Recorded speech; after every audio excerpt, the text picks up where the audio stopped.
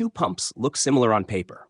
Same flow, same head, but one runs reliably for years and the other fails within months. Why? Because pump selection is not just about flow and head. It is about choosing the right pump family based on service severity. In this video, I will explain API 610 pump families and how to select them like a professional engineer. Slide 1. Not all pumps are same. In real industrial applications, not all pumps are designed for the same purpose. Some pumps handle clean water at ambient conditions, while others handle high-pressure, high-temperature hydrocarbons. The design philosophy, materials, and mechanical strength required for these applications are completely different.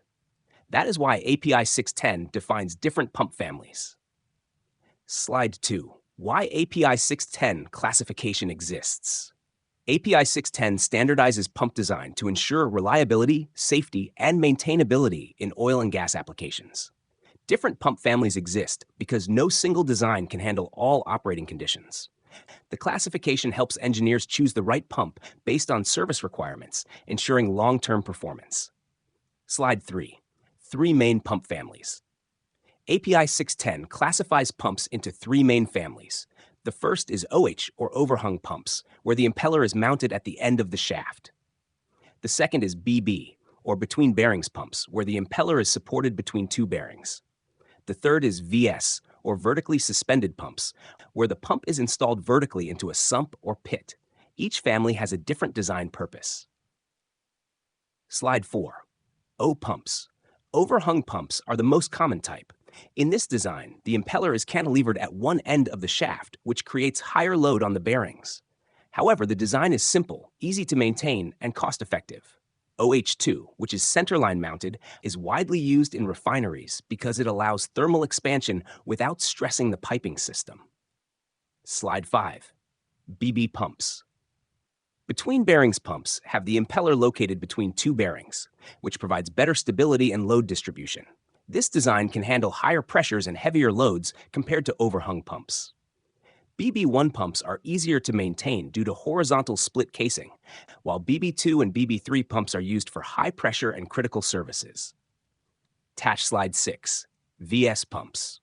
Vertically suspended pumps are used when the fluid source is below ground level or when suction conditions are limited.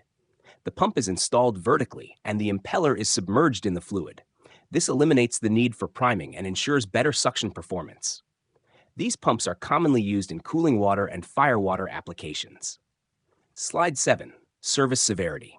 The most important factor in pump selection is service severity. Service severity depends on pressure, temperature, fluid hazard, and reliability requirements. Low severity includes utility services like water. Medium severity includes general hydrocarbon services. High severity includes high pressure and high temperature applications. This classification drives pump selection. Slide 8. Matching pump type. For low severity services, overhung pumps are usually sufficient. For medium severity, either OH2 or BB1 pumps are selected. For high severity and critical services, BB2 or BB3 pumps are preferred due to their superior mechanical strength. For special cases like sump applications, vertical pumps are used. Slide 9. Selection workflow. A proper pump selection process follows a logical sequence. First, define process conditions such as flow, head, pressure, and temperature. Then evaluate installation constraints such as space and orientation. Next, determine service severity. Finally, select the appropriate pump family and document the reasoning behind your choice. Slide 10. Reliability vs. maintainability. There is always a trade-off between reliability and maintainability. Overhung pumps are simple and easy to maintain, but have limitations in high-pressure applications. Between bearings pumps offer higher reliability, but are more complex and expensive. The correct choice depends on the importance of the service and the cost of failure.